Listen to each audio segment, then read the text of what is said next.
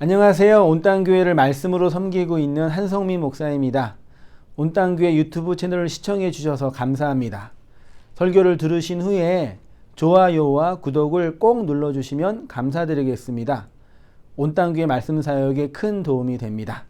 오늘도 말씀 안에서 평안하시고 즐거운 하루 되시길 바랍니다. 감사합니다. 구독과 좋아요를 꾹꾹 눌러주세요. 감사합니다. 메시아의 사역으로 인한 이스라엘의 위로라는 제목으로 삼았습니다. 이사야가 66장까지 있고 앞에 39장과 40장 이후가 좀 분위기가 다른다고 여러 번 말씀을 드렸죠. 그래서 40장부터는 앞에 있는 심판과 그 징계와 다르게 구원과 위로가 주도적으로 기록되어 있는 말씀들이고 다 그런 건 아니지만 그 중에 이제 이스라엘을 구속할 분을 구약 성경은 뭐라고 불렀죠?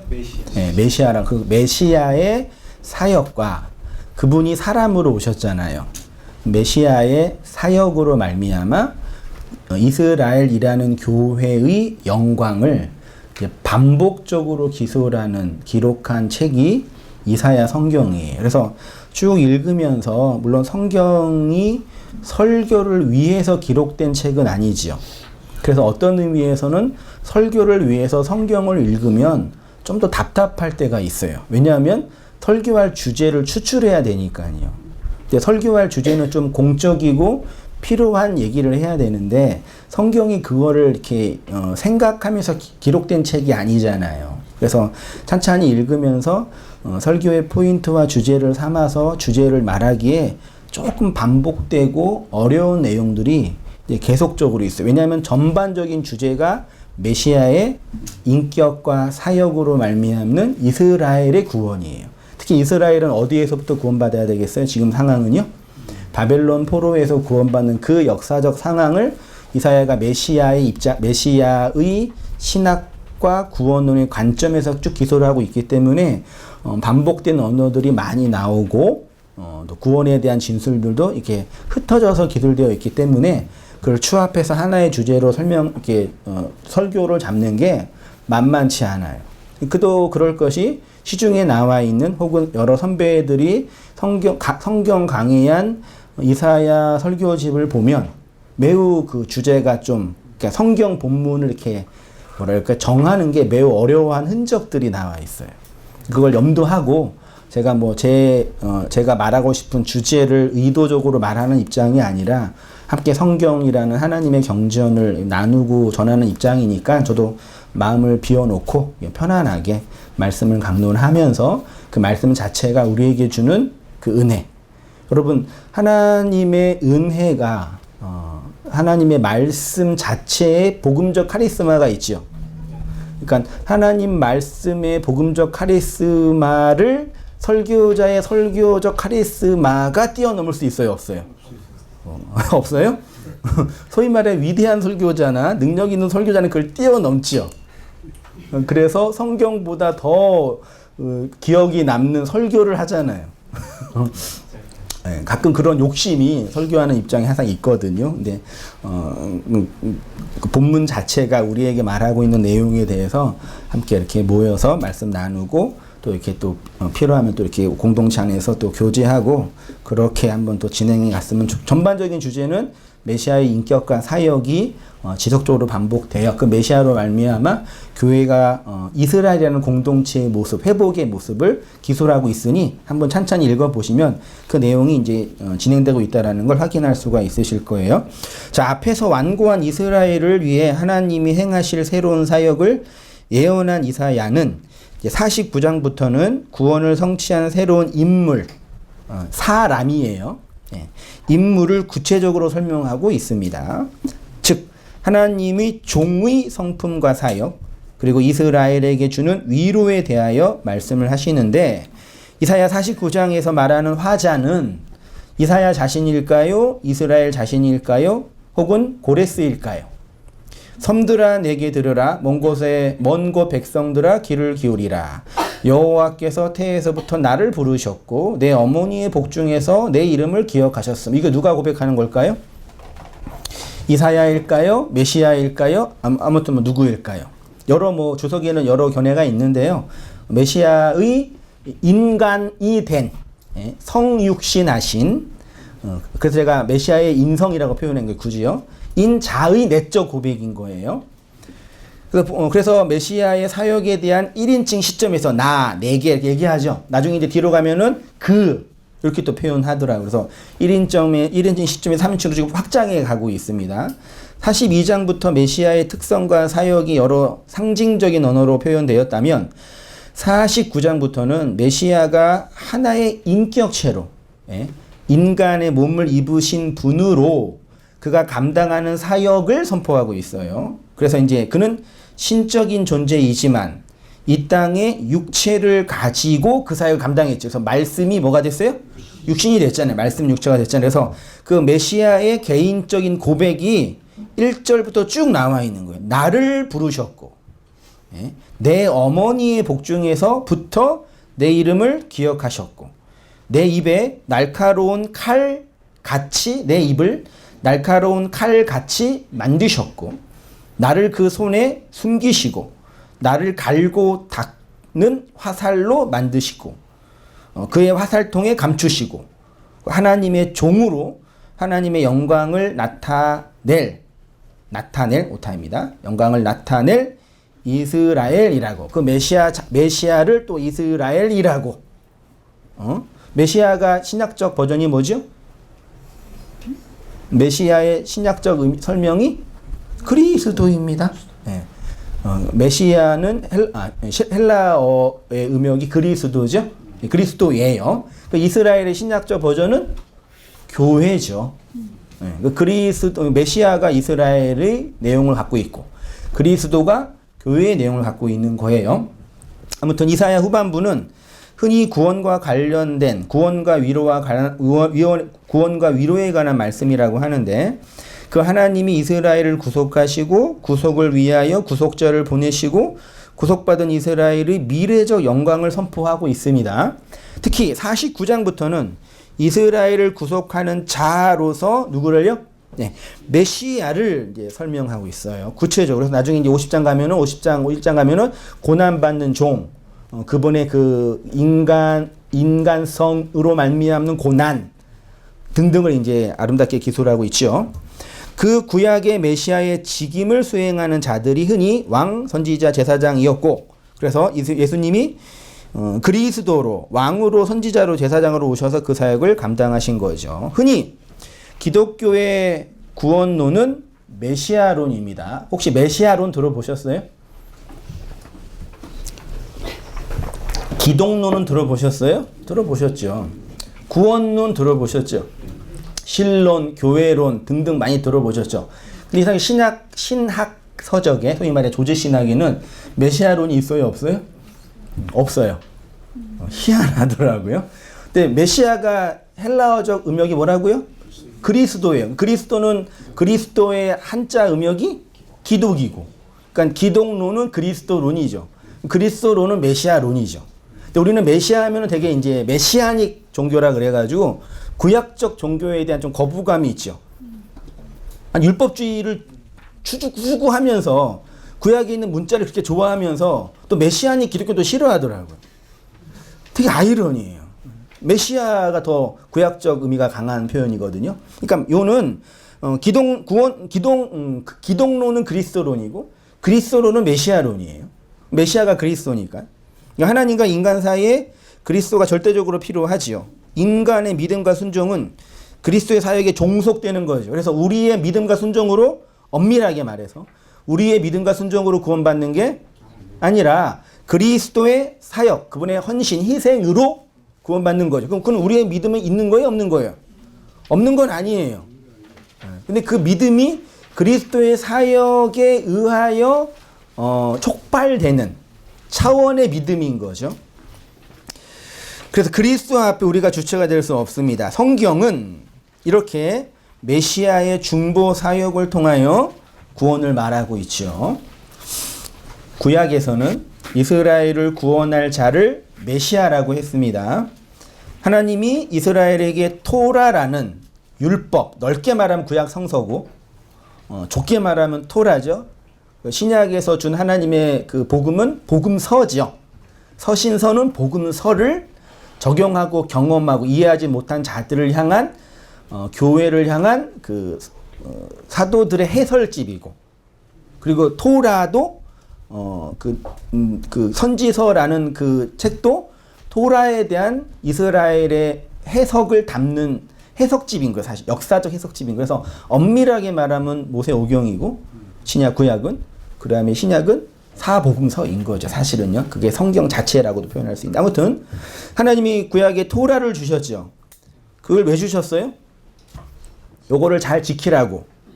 요거를 잘 지키면 구원받고, 아니 잘 지키면 복받고, 못 지키면 저주받고 지옥 가고. 그러니까 요걸 기준으로 내가 너를 구원할 테니까 요걸 잘 지켜라라고 토라를 주신 거죠. 그러면 안 되는 거죠. 토라를 잘 지켜서 구원받을 수 있어요, 없어요? 물론 지킬 수도 없지만 지키라고 준 게 아닌 거죠. 그 지키다라는 개념이 율법적 규범과 계명적 구조로 지킨다라는 의미는 아닌 거죠. 그렇다고 그렇다고 뭐 어차피 지킬 수 없으니까 그냥 내다 버리라, 또 그것도 아니에요. 예. 그러니까 토라를 주신 이유는 요거를 지키게 하심으로 구원에 이르게 하시려고 준 게 아니죠. 그러면 토라를 주셨으면은 토라를 통해서 그를 지켜서 구원에 이르게 하려고 주셨으면 누가 오시면 돼요, 안 돼요?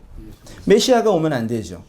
이미 구원의 방편과 가능성을 주셨는데 왜 굳이 메시아가 와요? 그래서 성경과 기독교를 잘못 이해하면은 율법, 복음과 복음서와 책과 그 말씀 자체이신 메시아 그리스도가 충돌해요. 그런 게 여러분 몰라도 그런 신학적 충돌이 항상 우리 이 기독교인들이라고 하는 분들은 항상 있다니까요. 우리가 말씀으로 구원받아요? 그리스도로 구원받아요? 그리스도 알고 있잖아요. 근데 말씀도 지키라고 하잖아요. 못 지키면 또 문제가 있다고 하고. 이런 어떤 다양한 그 해석적 어려움들이 늘 있는 거죠. 근데 아무튼 토라를 잘 지키게 하심으로 구원에 이르게 하신 것은 아닌 건 분명하죠. 이건 다 정리하셨죠? 그럼 메시아를 보냈어요. 그 메시아의 사역을 통해 구원받게 하신 거죠. 그러니까 지금 유대적 기독교 아니라 소위 말하는 이제 그 유대인들은 토라를 열심히 섬기고 토라를 해석하고 토라를 하나님의 책으로 인정하고 있지만 그 토라의 진의와 해석을 담은 누구를요? 그리스도 메시아를 뭐예요? 거부하잖아요. 그래서 하나님은 토라를 통해서 이스라엘을 구원하지 않으시고 누구를 통해서요? 메시아. 그러니까 여기서 이제 토라와 메시아가 대칭이다. 혹은 토라는 메시아를 설명한다.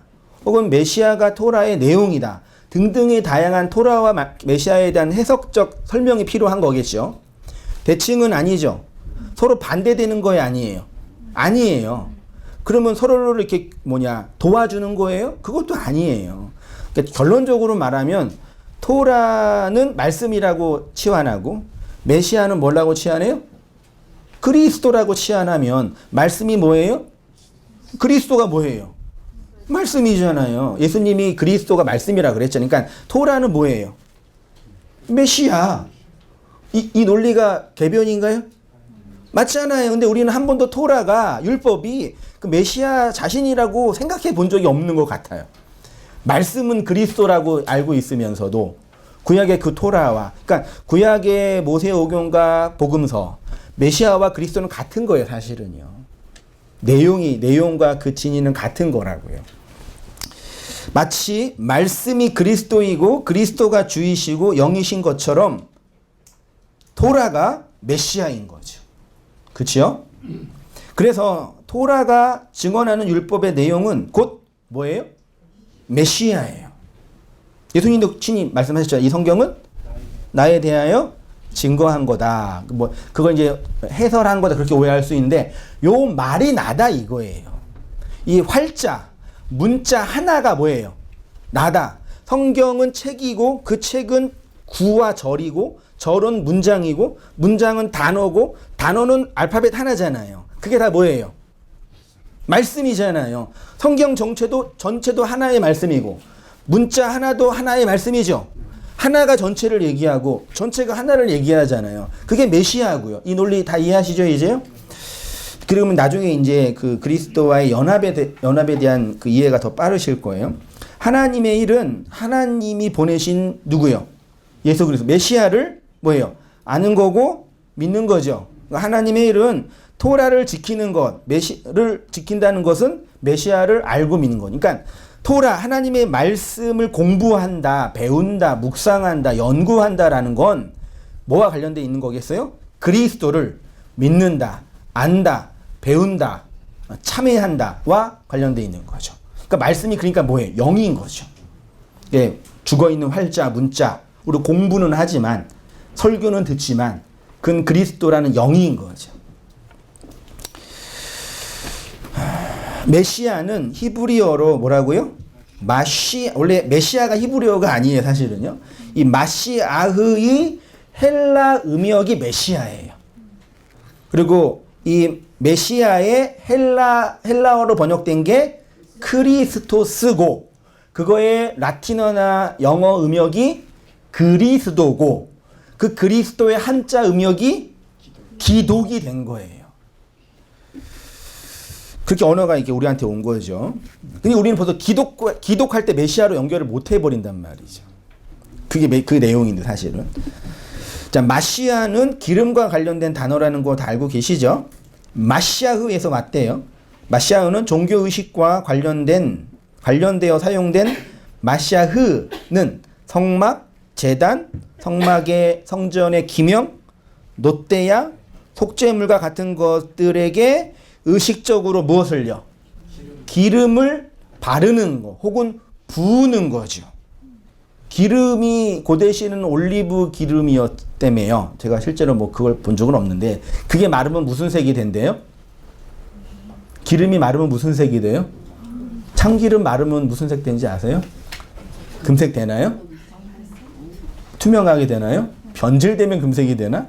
아무튼 예. 근데 그 고대 시대 그 기름이 발라서 마르면 금색이 된대요. 된다고 하더라고요. 제가 직접 보지는 못했니 그런다고 하니까. 그 금이 그래서 뭐예요? 말씀인 거죠. 근데 그때 그 금은 골드로스의 그 금을 지칭하는 게 아니라 말씀이 그러니까 기름의 내용이란 얘기죠. 그렇죠? 그래서 기름을 바른다, 금칠을 한다. 그 성전 기명에 칠했잖아요, 금칠을요. 금색으로. 그게 진짜 금이겠지만 기름 부어진다 그런 거예요. 그러니까 이런 것도 그냥 흔히 말해 이제 이걸 그 기독교 백화점에서 뭐라 그래요 이거를요? 성구라 그러죠. 강대상. 성구가 뭐예요? 거룩한 가구 맞나? 그런 단어가 있는지 모르겠어요. 그냥 이게 판재떡인데, 예. 성구라 그러고 교회 이전할 때 막 제가 성구 헌신하겠다고. 뭐 이거 엄청 이런 거 이거 카페 교회 할 때 이거 만든 거거든요. 목사한테 부탁해가지고 이거 엄청 비싸더라고요. 뭐 몇백만 원, 크리스탈은 또 몇천만 원 되고 막. 조그만 교회 농담으로 이렇게 조그만 개척교회 이제 하는데 여자 목사님께서 한 성도 개척한다 그러니까 성도님이 이제 교회 이제 후원하고 이제 헌금할 거 아니에요. 지인들이. 그러니까 지정 헌금을 한 거예요. 무슨 헌금했냐면 강대상을 크리스탈로 꼭 해야 한다고. 조그만 지하교회. 반드시 그걸로 해야 한다고 헌금을 하신 거예요. 그러니까 이분이 그거 가지고 유용하면 이제 횡령이 되는 거죠. 그러니까 그 돈 그대로, 그거에 맞는 그 돈 그대로 그 조그만 지하교회, 좀 이렇게 별로 이렇게 인테리어 별로 안 좋은 지하교회, 요 강대상만 의리의리한 거예요. 참 그 조화가, 그건 아름다운 게 아니죠. 그냥 이렇게 차라리 그냥 돈, 현금을 주면 알아서 거기서 하면 되는데, 받은 은혜가 있으셔서 그러신지, 참, 그러고 보면 사람은 참 되게 단순해요. 뭐 하다가. 그렇게, 이런 게 성구는 이렇게 기름 발라서 거룩하게 한 것, 뭐 그런 의미죠. 별거 아니지만 기름이 부어지면 거룩한 거다. 우리도 마찬가지죠. 육체를 입고 있지만, 흙이지만, 살이지만, 뭐가 발라줘야 돼요? 기름이 딱. 그래서 사람이 잘 먹고 건강하면 뭐가 넘쳐요? 농담이에요. 저는 요즘에 기름기가 없어져가지고 좀 걱정이에요. 다시 내려와서. 그래서 이 마샤오는 뿔에 담긴 기름을 개인의 머리에 붓는 것과 연관된 행위, 다시 말해 통치와 관련된 직분에 대한 취임식에서 주로 사용이 됐습니다.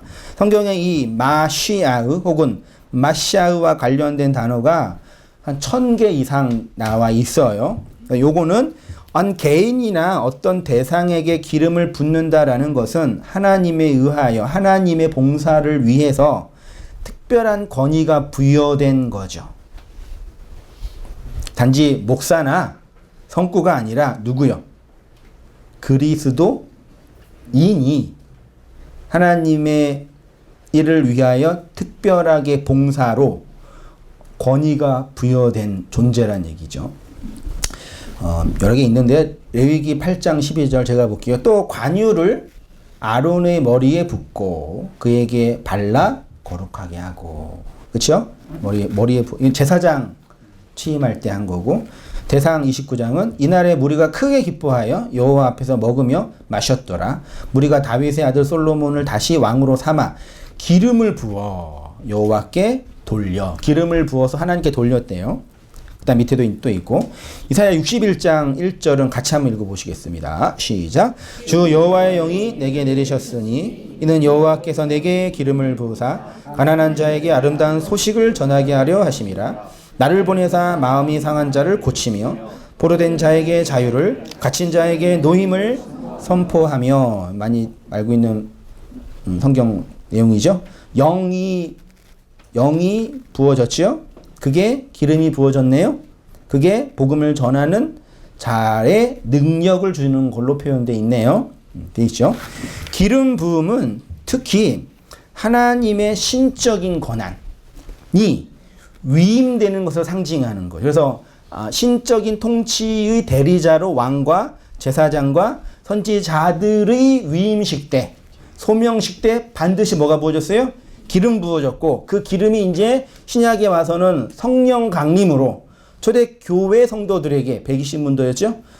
이렇게 부어진 거, 어노인팅이라 그러죠? 기름 부어지는 거. 그래서 기름이 부어진다는 얘기는 어떤 하나님의 신비로운 임재가 어떤 종교적인 가문과 정서적인 경험으로 온다는 개념이 아니라 뭐겠어요? 말씀이 떨어지는 거예요. 말씀이 부어지는 거죠. 그럼 우리의 인식론으로 말씀을 깨닫다, 말씀을 묵상한다, 말씀을 담는다, 말씀을 배운다, 혹은 말씀이 된다 등등의 다양한 표현을 하는 것뿐이죠. 자, 그래서 기름 부음을 받은 자는 특별하게 하나님의 일에 헌신하기도 했습니다. 그래서 성막의 기명, 제물 등과 같이 종교적으로 구별된 물건들뿐만 아니라 말씀드렸던 것처럼 왕, 제사장, 선지자 등과 같이 하나님의 봉사를 위하여 구별된 자들에게 부어졌습니다. 이는 당연히 약속된 미래의 구원자, 즉 예수 그리스도의 존재와 그의 사역을 예표하고 모용하는 거겠지요. 근데 요 기름 부음을 받은 자인 메시아에게 그러면 기름이 있어야 되는데, 그 기름 대신 뭐가 있다고 표현되어 있냐면 칼과 화살이 있다고 생뚱맞은 표현을 해요. 문맥상 되게 좀 안 맞아요. 그래서 사실은 2절 같이 읽어보겠습니다. 시작. 내 입을 날카로운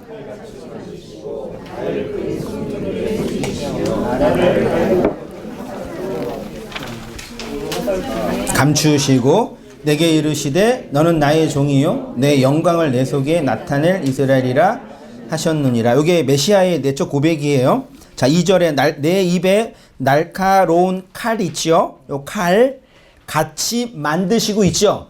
입을 뭘로 만들었다고요? 칼로. 그럼 어떻게 했겠어? 입이 뻗쭉 튀어나와서 그냥 찌르면 다 죽일 수 있는 그런 거겠어요? 아니겠죠? 만드시고가 히브리어로 숨이라는 단어로 되어 있어요. 요 숨이 만들다라는 의미가 조금 있기는 있는데 보다 엄밀한 의미는 임명하다, 정하다, 세우다, 확립하다예요. 뭘 이렇게 조립해서 구조를 만든 게 아니라 딱 세우는 거예요. 두는 것. 만들과 좀 다르죠? 네. 두는 것. 그러니까 만드는 거는 이렇게 조작해서 뭘 기능을 변화시키거나 구조를 변화시키는 게 만드는 거잖아요. 근데 숨은 그보다 이렇게 딱 두는 거예요. 그러면 내 입에 날카로운 칼 같이 두시고, 그러니까 입술이 변해서 날카로운 칼이 된 게 아니라 그 입에 하나님의 칼이 이렇게 세워진 거죠. 이해되시죠? 선지자의 소명에 내 입에 말씀을 줬다 그 뜻이에요. 뭐 입을 변화시켜가지고 이 칼처럼 된다는 얘기가 아니라, 그러니까 교회가 성도가 진리를 나누고 복음을 나누고 우리의 진리에 대한 호물로기를 할 때 그거는 내가 연구하고 내가 공부하고 내가 깨달아서 한 거지만 원래는 누구 거예요? 하나님이 두신 거예요. 네? 하나님이 가지고 가면 그냥 금방 까먹어요. 우리가 지적으로 까먹는 정도가 아니라 거두어 가시면 어떻게 되는 거예요? 우리 게 아니라니까요. 내가 여러분, 우리가 이 진리를 공부하고 연구하고 헬라어, 히브리어 공부하고 신학 공부하고 이런 거 한다고 얻을 수 있을 것 같아요? 저는 그러는지 알았거든요. 그러니까 그렇게 해서 얻은 게 아니에요. 전혀 아니에요. 상관이 없다 그러면 좀 아쉽지만, 좀 심각하면 상관이 없어요, 그거랑. 진리됨과, 공부하는 건 좀 심각하게 말하면 그거랑 상관이 없어요. 그러면 공부 안 해도 말씀 안 들어도 뭐 괜찮겠네 라고 말할 수도 있겠지만, 그럴 수는 없겠죠. 그러니까 하나님이 두시는 거라니까요. 그래서 설교자나 말씀 전하는 자나 말씀을 가르치고 나누는 자의 욕심 중에 하나가 뭘 자꾸 잘 가르쳐 가지고 막 설득시키고 막 이렇게 막 변화시키고 막 내 제자를 만들고 싶고 그런 욕심이 여러분이 별로 없죠. 목사한테 있겠죠. 그거는 할 수 없는 거예요. 잘하면 내 똘마니는 죄송해요. 그러니까 소위 말해 이제 나 목사의 뭐라 그럴까? 제자라 그러면 좀 그렇고. 이렇게 옥하는 목사님이나 그런 좀 위대한 목사의 제자면 좀 기분 좋으실 텐데 한성희 목사의 제자라 그러면 좀 기분 안 좋으실 거 아니에요. 그러니까 그렇게는 만들 수 있죠.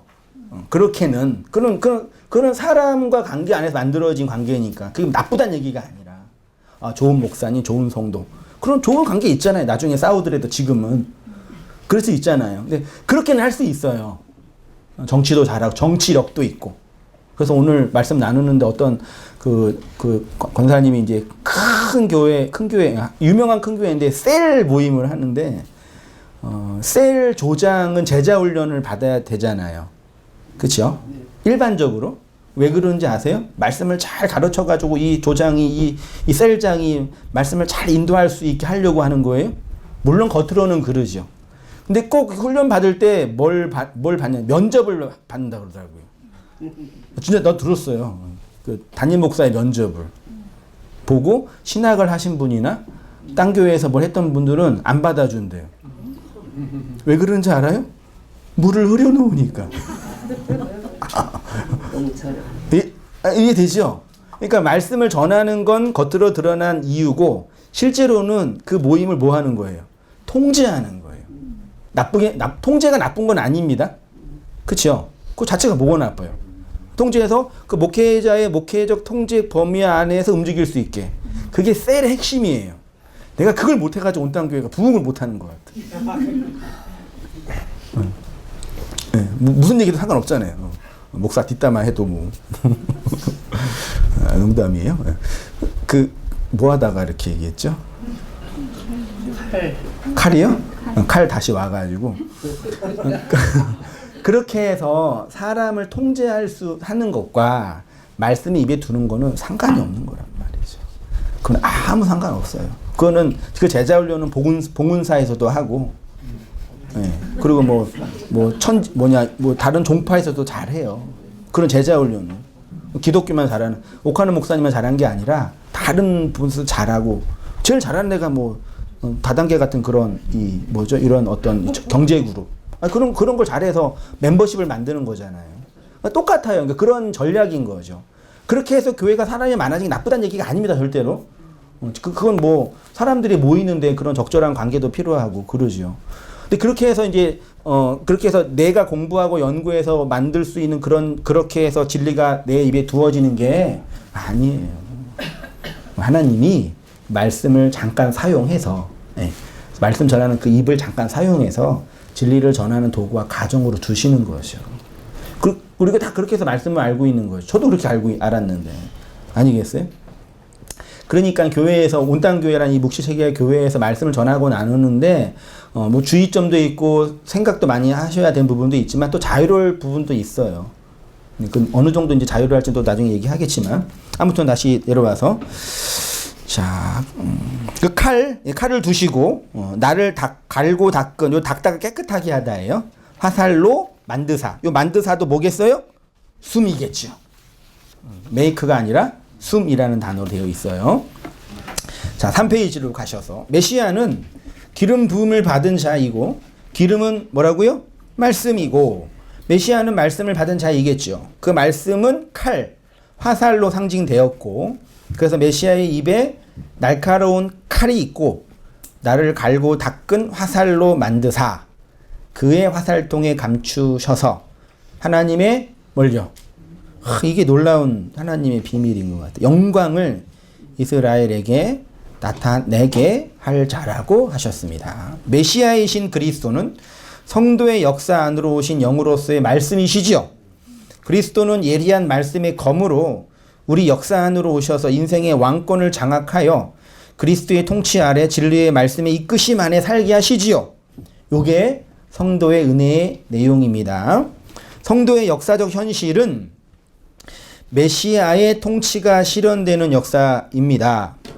성경이 말하는 하나님의 나라의 실현은 실제적인 기독교 국가나 기독교 사회나 기독교 정치 등이 실현되는 것이 아니라고 말씀드렸죠. 예수님은 이 세상에서 그리스도의 지상 왕국을 세우는 것에는 관심이 없으셨습니다. 히브리서가 말하는 것처럼 이 세상은 멸망받기 위하여 창조되었다고 했잖아요. 코스모스로서 이 아래의 세상은 하나님의 영원한 나라를 위한 과정이고 교보제로 주어졌습니다. 그래서 어떤 이들은 이 세상을 허상이라고까지 한 거죠. 없어질 거니까. 아무튼 이 멸망할 세상 안에서 하나님의 나라, 메시아 왕국이 세워지는 거죠. 성경에서 이 하나님의 나라와 메시아 왕국을 대적하는 세상 나라로 상징되는 인물이 누구예요?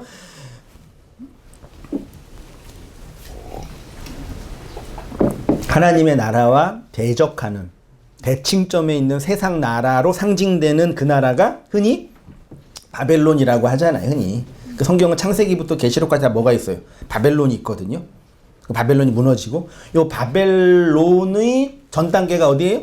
바벨 탑이죠. 원래 바벨 성이라 그래야 되는데 바벨 탑이고 바벨 성의 전 단계는 가인의 성이에요. 에녹 성이라고 불려지는. 창세기 4장 16절에 가인이 여호와 앞을 떠나서 에덴 동쪽 어디 땅이요? 놋 땅. 저기 각주 9번입니다. 죄송합니다. 보이시죠? 가인이 여호와 앞을 떠나서 에덴 동쪽 어디요? 놋이라는 개념이 무슨 뜻인지 아시죠? 유리하다, 방황하다. 그러니까 가인이 놋 땅에 거주했다는 얘기는 그 땅에서 유리하고 방황하고 정처 없이 헤매면서 살았다는 뜻이 아닙니다. 가인은 놋 땅에서 엄청 잘 살았습니다. 인류 문명을 구가하고 음악도 만들고 건물도 만들고 농사도 잘해서 아주 잘 살았어요. 유리하고 방황하지 않았어요. 그 내용이 아니라 가인의 마음 상태가 놋이라는 개념이죠. 그래야지 의미가 되는 거지. 그렇죠? 놋 땅에 거주했어요. 그렇게 했죠. 근데 이제 아들을 낳아서 아들의 이름이 에녹인데 아들의 이름을 따서 가인의 뭘 만들었어요? 성을 만들었죠. 요 성이 캐슬이에요. 고대 시대에 성을 왜 쌓았겠어요? 이 성을요? 자신을 타자로부터 지키기 위해서 단단하죠. 그래서 인간들 사이에는 다 뭐가 있어요? 성. 요 한자로 뭐라 그러더라? 간이라 그러더라? 사이 간 있잖아요. 요 사이 이게 뭐가 있어요? 다 우리는 다 이 사이 다 이 성이 있어요. 간이 이 성이요. 그 한 분이 온당기 이제 오셔가지고 우리 말씀 자유롭게 나누고 뭐 특별한 분이 없어도 하잖아요. 그게 좋은 점도 있고 또 이제 뭐 부정적인 부분도 있죠. 왜냐하면 또 이제 통제가 안 되면은 또 막 혼자 막 말하시고 막 그리고 한동안 한전에 한번 이렇게 그 몇 년 전에 이렇게 말씀을 이렇게 전하는데 새로운 분이 오셨는데 그 다음 주에 목사님 힘들어요. 못 오겠다 그런 거예요. 뭐 그럴 수 있으니까. 근데 왜 그러자니까 설교 끝나고 모임 하는데 설교 또 들으니까 내가 이 설교 들고 왔나? 이렇게 생각하니까 이제 속이 터지신 거죠. 그래서 이제 그랬냐고 좀 말하겠다고 그렇게 했는데 그러니까 그런 또 이제 그런 또 문제가 생기는 거죠. 아무튼 뭐 각자의 자기 성이 있는데 그래서 이제 말씀을 나누면서 한 분한테 여쭤봤어요. 우리 성도님 교회 오신 지 얼마 안 되셔고 이제 말씀 이렇게 편안하게 나누고 계시는데 어떠세요? 한번 여쭤보니까 뭐라 그러시겠어요?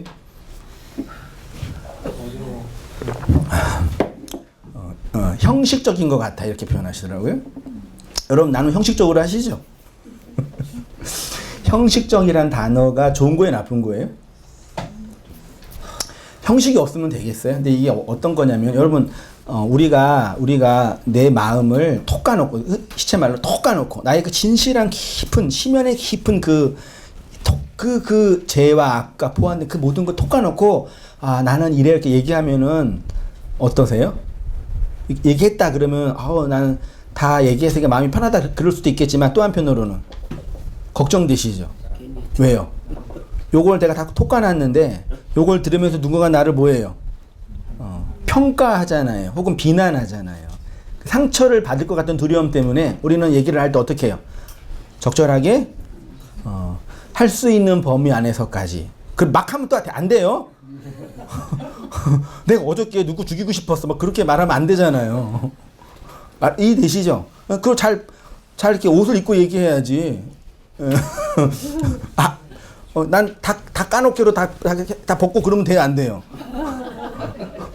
그런 음란 공연죄라 그러나 그거를? 안 돼요. 근데 영적으로 그렇게 보는 분도 계신단 말이에요. 그거는 영적인 게 아니라 인간의 정서를 이해 못하는 어린아이 짓이에요. 영적인 어린아이가 아니라 정서의 어린아이. 인간은 영만 있는 게 아니에요. 감정이라는 정서와 사회적 관계도 있단 말이에요. 옷 벗을 때와 입을 때를 구분 못해요? 제가 말해놓고도 웃겨요. 근데 그런 식의 이 극단적인 해석을 취하는 분들이 있단 말이에요. 그러니까 그래서 우리는 적절하게 내가 얘기해도 누가 상처 안 받고 나가 보호할 정도까지만 얘기해요. 그건 좋은 거예요, 나쁜 거예요. 그렇게 얘기하셔야 돼요. 근데 그러니까 한편으로는 마음이 어때요? 좀 이렇게 더 깊이 진실하게 알고 싶은데 좀 아쉬운 부분이 생긴단 말이죠. 그걸 인정해야 돼요. 여러분 정말 우리가 인간적으로 친하면 진리에 대한 나눔이 더 깊어질까요? 인간적으로 친하면 싸워요. 싸우고 다 같이 교회 떠나시더라고. 진짜예요. 그렇다 인간적으로 친한 게 나쁘다는 얘기도 아니에요. 그러니까 진리라는 이 객관적인 공적인 말씀을 내가 배우고 나누는 이거는 막 인간적으로 깊이 친하고 이해와 깊이가 생겨서 깊어지는 게 아니에요. 그러면 더 신뢰가 쌓일 수도 있을 수 있겠지만 그런 영역이 아니란 말이에요. 그렇다고 우리는 너무 형식적으로 말씀을 나누고 있어요. 이건 옳지 않아요. 다 빨개 벗고 진실만 얘기해야 돼요. 그래야 되죠, 사실은요. 그럼 얼마나 좋겠어요. 근데 우리는 그러지 못해요. 왜요? 우리 안에 뭐가 있어요? 가인의 성이 있단 말이에요. 그걸 이제 마지노선이라 그러죠. 어떤 심리냐면 내 안에 하나님을 대적하는 가인성이 있어요. 근데 그게 이만큼 있냐, 이만큼 있냐, 이만큼 있냐의 차이뿐이에요. 다 있으세요. 그러니까 이만큼 있는 사람이 이만큼 있는 사람한테 너 왜 그만큼 있더라고 비난하면 돼요, 안 돼요? 그걸 예수님이 다른 사람 자기 안에 그 한계를 보면서 다른 사람 비난한 거잖아요. 다 있어. 그걸 여러분이 배려해주고 인정해줘야 돼요. 그걸 못하면은요 모임을 할 수가 없어요. 근데 그거를 이해 못하시는 분들이 꽤 제가 왜 이렇게 고민을 많이 했냐면 일반 교회에서는 그런 통제가 있기 때문에 모임이 되게 인간적으로 다 되게 풍성하고 재미있다면서요. 아닌가? 막 2시간, 3시간 막 먹으면서 얘기한다면 그거 나쁘다는 얘기가 아니라요. 뭐 그럴 수 있죠. 근데 저는 온땅교회를 개척하고 말씀을 전할 때 그런 이 율법과 기복주의의 한계를 극복한 좀 더 복음적이고 진리를 전하고 나눌 수 있는 그 사람이 많든 적든 그런 교회를 내가 세우는 거 아니지만 내가 세우는 거 피 빼먹으려고 제가 세우는 거 아니지만 그런 소위 말해 그런 비전이 있었을 거 아니에요. 그러니까 이런 교회와 다르게 좀 더 건전하고 복음적인 그런 교회면 좋겠다. 그래서 그런 고민 속에서 왜 이 묵시체계라고 하는 이 복음 안에 있는 성도들은 왜 그렇게 자기 자랑만 잘할까? 왜 그렇게 비진리라고 하면서 다른 사람들을 비난하고 가르치려고 할까? 왜 내가 있을 때는 안 싸우는 내가 나가면 왜 싸울까? 이런 고민이 되게 많이 들었었어요. 물론 이제 목사라는 어떤 리더십이 있으면 그 선 안에서 움직일 수 있으면 덜 하겠는데, 그러니까 그런 걸 좀 이제 많이 경험했거든요. 그래서 이제 막 나가기도 하시고, 또 싸우다가 또 이제 뭐 이해도 하시고, 뭐 다양한 뭐 인간의, 그래서 그런 것들에 대한 거기서 이제, 근데 요는 그거죠. 왜 그들처럼 똑같은 증상이 있을까라는 그런 고민이, 진리를 우리가 알고 배웠는데, 진리가 있는데, 왜 우리는 그런 아쉬움이 있을까? 그래서 저의 로망도 항상 그런 거죠. 그런 이 진리 안에서의 그 진정한 친구로서의, 그 동역자로서의 그 말씀의 풍성한 나눔과 교제. 그게 얼마나 아름답고 귀해요. 그렇게 말씀을 듣고 나누어야지 또 그 배우고 또 내일부터 또 이제 또 역사를 또 살면서 힘을 얻고 위로도 얻는 거잖아요. 인간적으로도. 그런 부분이 있는데 요는 그거죠. 인간은 누구에게도 가르침을 받지 못해요. 겨우 성령이 그를 강하게 억구해서 그를 진리로 이끌어가는 것 뿐이에요. 단지 통제하면 뭐가 주어져요? 완장이 주어지니까. 그 완장의 서열에 따라서 통제가 가능한 거예요. 그걸 성령이 임하는 교회라고 착각하면 안 돼요. 통제를 잘하는 교회예요. 조정을 잘하는, 기술적으로 그걸 잘하는 교회예요. 그거 잘하면 좋겠어요. 저희도요. 그래야지 더 쉽게 복음과 말씀을 나눌 수 있으니까요. 그래서 제일 좋은 거는 그냥 내 마음 맞는 사람과 허심탄회하게 진리의 말씀 안에서 나누고 배우고 교제하고 그런 소모임으로서의 에클레시아가 우리의 영혼을 많이 풍성하게 하는 건 분명해요. 물론 이제 우리가 모여서 이게 어떤 공적으로 최소한의 그 모임들을 하는데, 그 모임도 내가 그 진리 안에서 변화되어지고 깨트려지는 내용이 있다면 충분히 그 영역 안에서의 도전과 영향을 줄 수 있어요. 제가 왜 그걸 늘 경험하니까요. 말씀을 나누거나 전할 때. 예.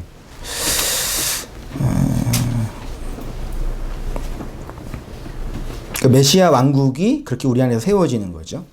자, 다시 왔어요. 이사야는 이스라엘의 구원은 메시아의 중보 사역에 의해서 시여되온 하나님의 은총이라고 선언하였습니다. 그래서 인간들의 헌신적인 종교 행위나 율법 지킴으로 얻어낼 수 있는 것이 아니라 기름 부음을 받은 메시아의 탄생과 사역으로 말미암아 약속으로 건네지는 것이라고 했습니다. 그래서 이러한 하나님의 메시아의 기름 부음으로 말미암아 하나님의 약속이 나타난 성경이 이사야 7장 14절이죠. 한번 1절의 말씀 나누었는데 한 번 더 보겠어요. 같이 읽어보시겠습니다. 시작. 그러므로 주께서 친히 징조를 너희에게 주실 것이요 보라 처녀가 잉태하여 아들을 낳을 것이요 그 이름을 임마누엘이라 하리라. 요거를 마태복음에는 보라 처녀가 잉태하여 아들을 낳을 것이요 그의 이름을 임마누엘이라 하리라 하셨으니 이를 번역한즉 하나님이 우리와 함께 계시다. 질문 드려볼까요? 하나님이 우리와 함께 계시나요? 하나님이 여러분과 함께 계셔요? 하나님이 나와 함께 계시지요? 예, 계시지요. 근데 함께 한다라는 얘기가 뭘까 이거죠. 함께 한다. 임마누엘 하나님이 우리와 함께 하십니다라고 이렇게 말씀을 들어서 그러는가 보다 하는데 진짜 함께 하시나? 이런 질문이 항상 저 안에는 있거든요. 저만 있겠습니까? 임마누엘이란 뜻이 뭐냐? 다 아시죠? 하나님이 우리와 함께 임은 전치사고요. 엘은 하나님이잖아요. 함께한다. 그때 아시죠? 여러분은 정말 하나님이 나와 함께 하신다는 그 내용이 뭔지 알고 계십니까? 거의 대부분의 사람들이 하나님이 나와 함께 한다는 개념을 어떻게 이해하고 있냐면 나는 여전히 나로 존재하고 나대로 존재하고 있는데 하나님은 내 곁에서 혹은 내 안에서 나를 도와주는 분 정도로 이해하죠. 그래서 하나님이 나를 도와주지 않으면 어떤 결론을 내려요? 하나님이 나와 함께하지 않으신다. 하나님이 나를 버리셨다라고 신앙의 침체에 빠지게 되는 거죠. 단순하게 말하면 하나님이 나와 함께 하신다는 것은 나를 도와주고 지켜주신다는 개념 정도로 이해하고 있는 듯해요. 그래서 인생 속에서 도와주지 않으시고 지켜주지 않는 것처럼 보일 때 하나님이 함께하지 않으신다는 것처럼 이해하지요. 이렇게 이해하게 되면 어떤 문제가 생기냐면 나는 나로 존재하고 하나님은 나의 뭘로요? 너로 존재해요. 여전히 하나님이 내 밖에 있는 뭐가 돼요? 너가 되는 거예요. 이러한 하나님은 나와 함께하는 하나님일 수 없는 거죠. 내 밖에서 나를 도와주시는 하나님, 많이 도와주냐, 조금 도와주냐, 잘 도와주냐, 안 도와주냐 정도예요. 너로 계시면요. 나의 너로 있으면요. 히브리어의 임 있지요, 임. 이 전치사 혹은 부사인데요. 요 개념이 아주 풍성하더라고요. 단어 사전을 보니까 그냥 기초적인 뜻은 함께, 곁에, 가운데, 말미암아 뭐 이런 뜻이래요. 그래서 이 단어가 전하는 근본 개념은 친교, 교제, 고난, 번영 등의 공동 경험, 요게 함께 임이고요. 이 용어는 사회적 지위, 신분 등과 관계없는 공동의 분깃을 강조할 때 사용이 됐대요. 다른 모든 전치사들과 마찬가지로 이 전치사도 분명한 신학적 의미를 지니고 있을 것인데 모든 전치사가 여러 가지 관계를 나타내지만 특히 임은 밀접한 관계, 개인의 구원, 영생, 하나님에 대한 예배와 섬김의 본질적인 것과 관련돼 있다라고 사전이 말하고 있습니다. 근데 재미있는 게 임이 있죠. 히브리어. 알파벳 2개 있잖아요. 요거의 모음만 다른 게 암이에요. 암은 뭐라고요? 백성, 민족이고 또 모음이 다른 게 모음 같네? 암이에요. 이거는 친족이에요.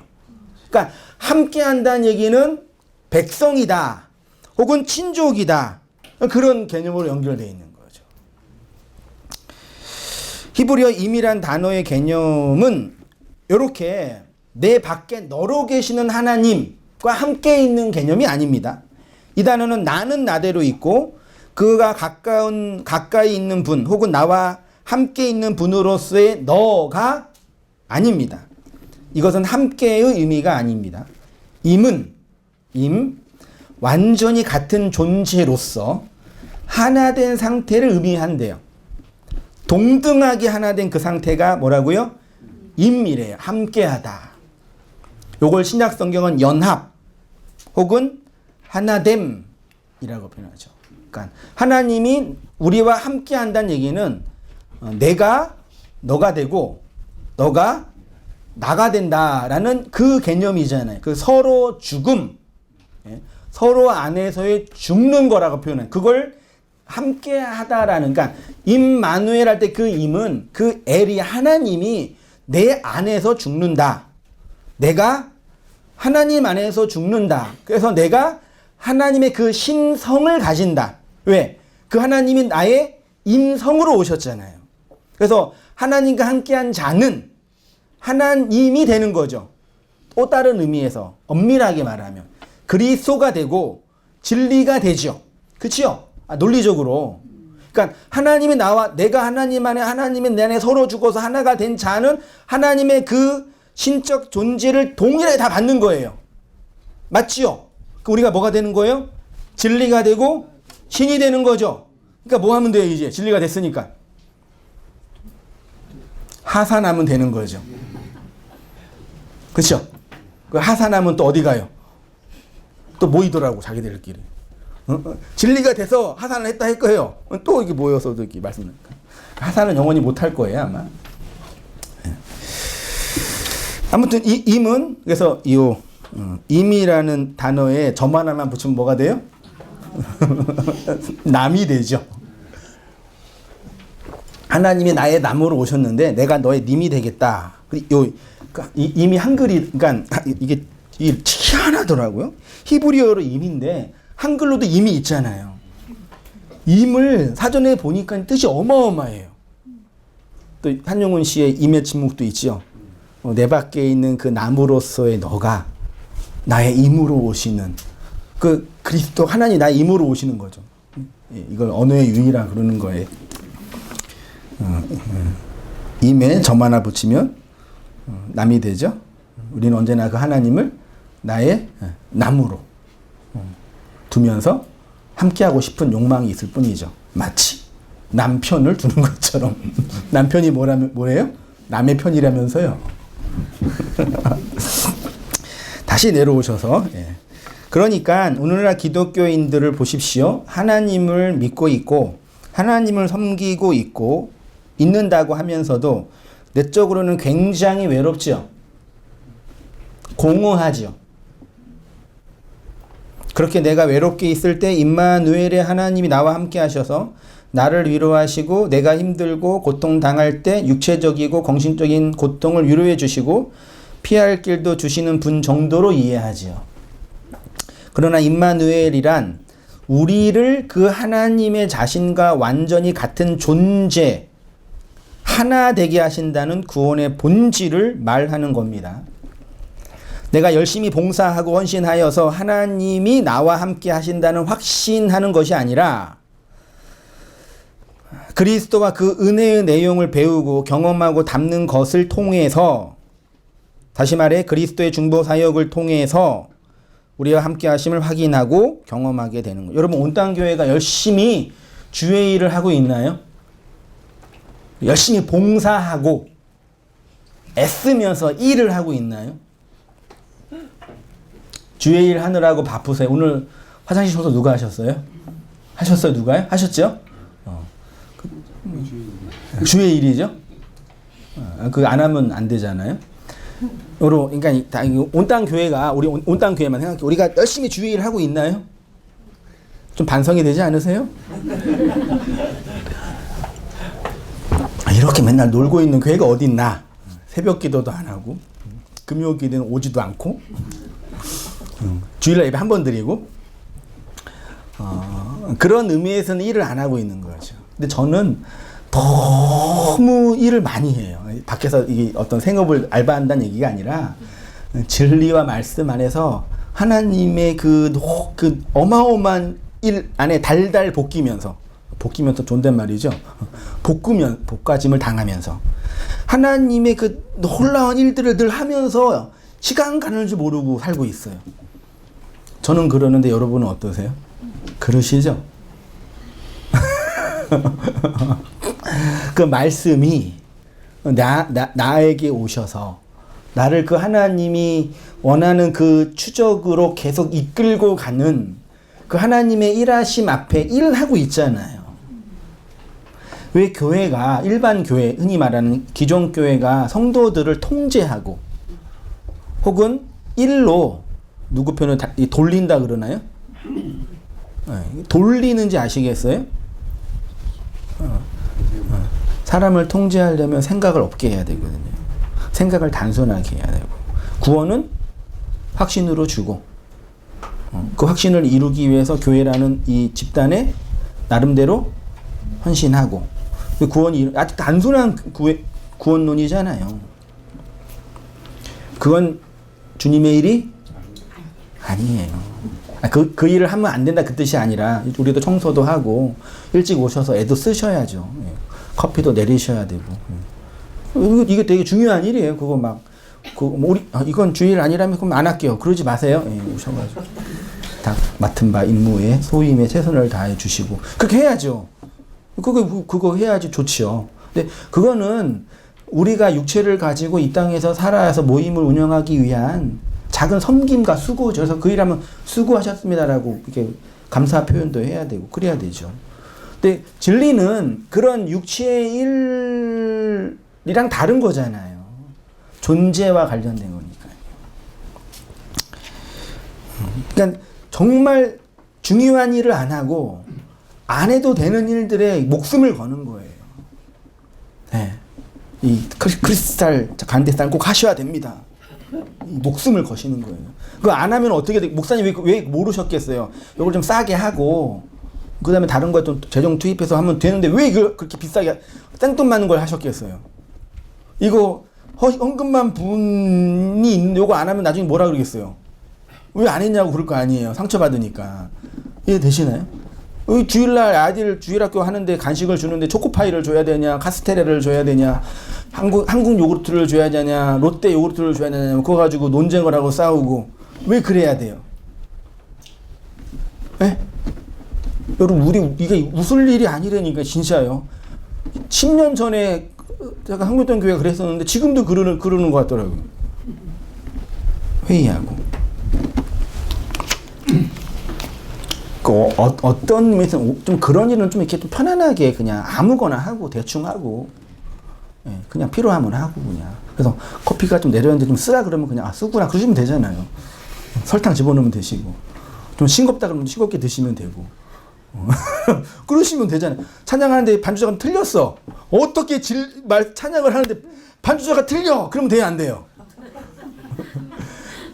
여러분 웃지요? 진짜 그래요. 연습 안 했다고 반주자가.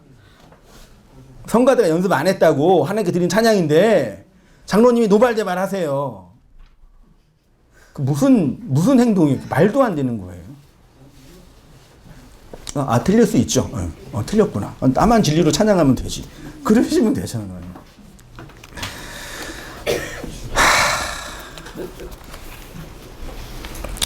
그 말씀을 이렇게 전하고 배우면은 그러는 줄 알았는데 여전히 우리는 여러 사람들은 그런 정말 바쁘고 중요한 일에 바쁘지 않고 중요하지 않고 바쁘지 않는 일에 바쁘면서 시간을 허비하면서 구원의 기회와 그리스도를 알아가는 기회를 버리고 있어서 너무 답답해서 그냥 하소연하는 겁니다. 성경은 이러한 함께하심을 무엇으로 설명했냐면 징조라는 표를 주셨는데 여기 그 이사야 그 7장에 징조를 보인다 그랬죠. 그 징조가 히브리어로 뭐겠어요? 오트예요. 헬라어로는 세메온이 그 표예요. 표. 혹은 기적도 되고 이적도 되고.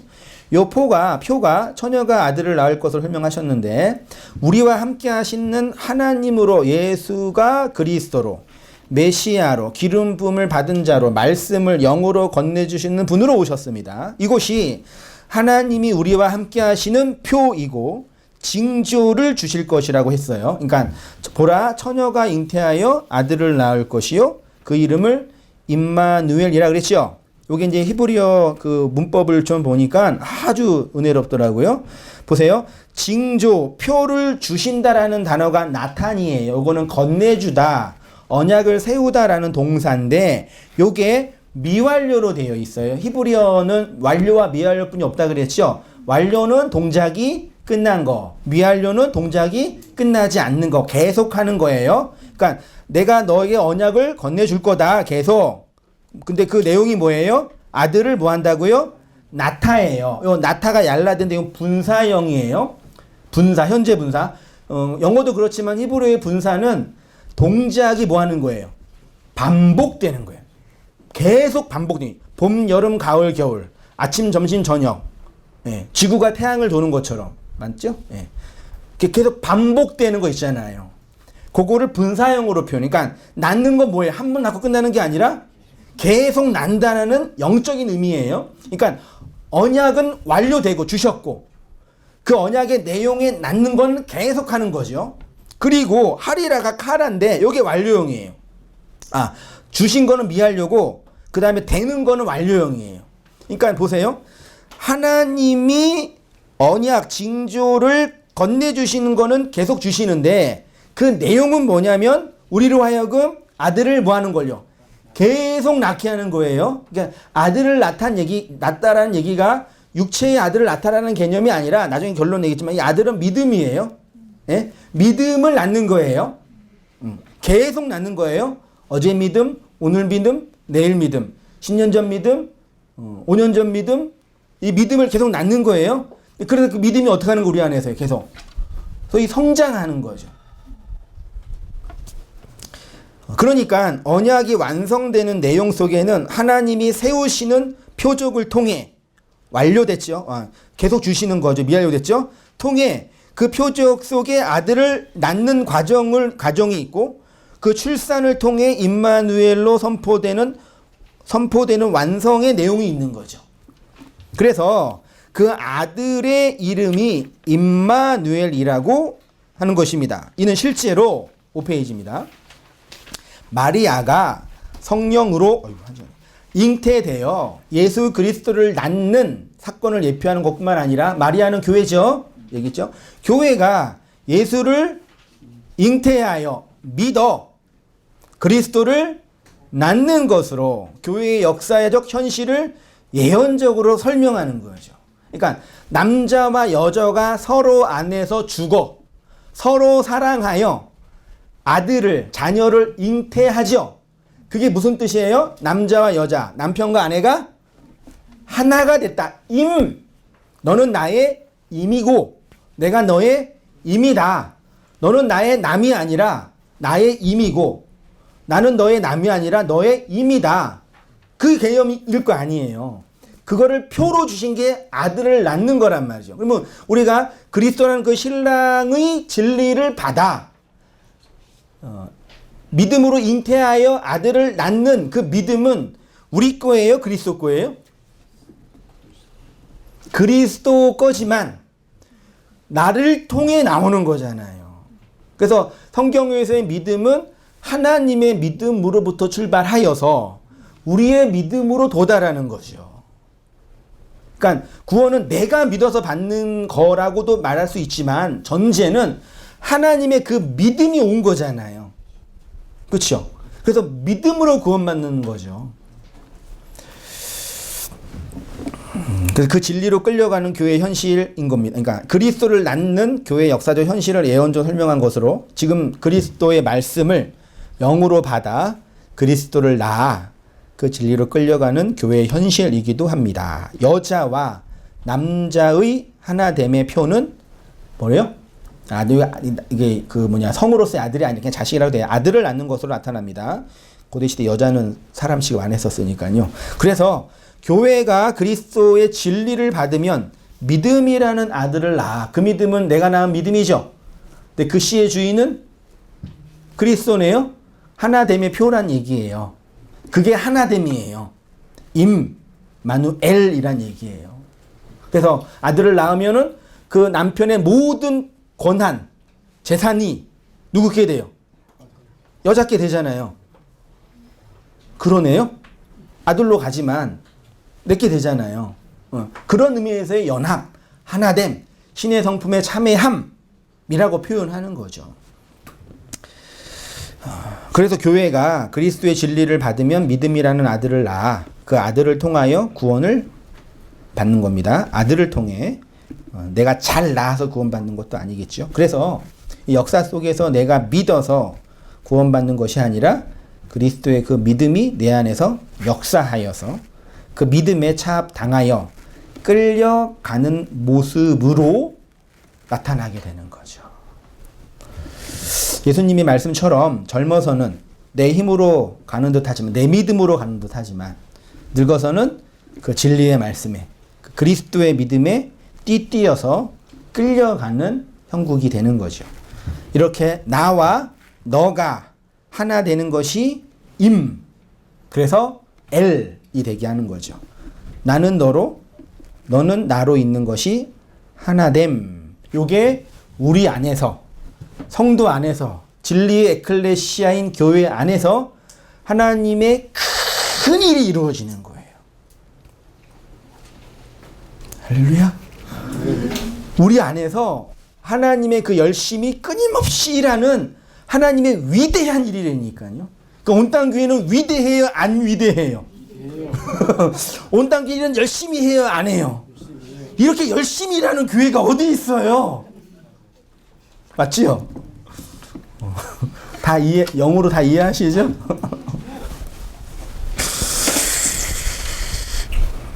그 일이 외롭고 힘드니까 내 안에 일어나는 그 내용들을 배우고 나누고 고백하는 게 그 성도의 인간적 교제인 거예요. 진리의 교제가 아니라 인간적. 그 인간적 교제를 잘하면 좋아요. 외로울 때 누군가 내 얘기를 들어주는 것만큼 힘이 되는 게 어디 있어요? 세상에서 제일 힘든 게 뭔지 아시죠? 세상에서 제일 힘든 게 뭐예요? 남 얘기 들어주는 거잖아요. 진짜예요. 여러분 정신질환 환자를 폄하하는 게 아니라 심리적으로 아플 때 우울증이나 병에 걸려서 상담받을 때 상담할 때요. 상담사가 막 얘기해요, 안 해요? 뭐예요? 얼마 내고? 12만 원. 50분. 비싸요, 싸요? 그렇게 들어주는 게 힘든 거예요. 그래서 어떻게 하면 잘 들어줘요? 같이 뭐 하면? 술 마시면. 아니, 당연한 거 아니에요? 맨정신으로 어떻게 들어줘요, 그 얘기를요. 너도 취하고 나도 취하여. 그 주님으로 하나 돼요. 너 얘기 듣고 내 얘기 들어서 회포를 풀어서 세상에서 살아내는 거죠. 이 세상 참 무섭죠, 그러는데요. 그래서 거기도 주님이 필요하고 여기도 주님이 필요하고 어떻게 이 세상에 주님 없이 살겠어요. 그러니까 우리는 이 주님으로, 이 진리의 주님의 진리로 취하여서 너의 그 고백, 나의 그 고백 나누고 증거하는 게 에클레시아의 현실인 거죠. 저는 이렇게 일주일 동안 이렇게 우울하게 있다가도 말씀만 전하면 기뻐져요. 그래서요. 돈 주면서 말씀 들어주시잖아요. 이것이 하나님이 메시아를 통하여 이스라엘을 구원하시는 하나님의 구속 사역인 것입니다. 그래서 복음은 그리스도를 아는 것이고 그리스도를 믿는 것이며 그리스도와 연합하여 그리스도의 믿음을 낳아 그 믿음으로 살아가는 것입니다. 이 은혜 안에서 살아가시는 모든 성도님 되시기를 축원드립니다. 기도하겠습니다. 하나님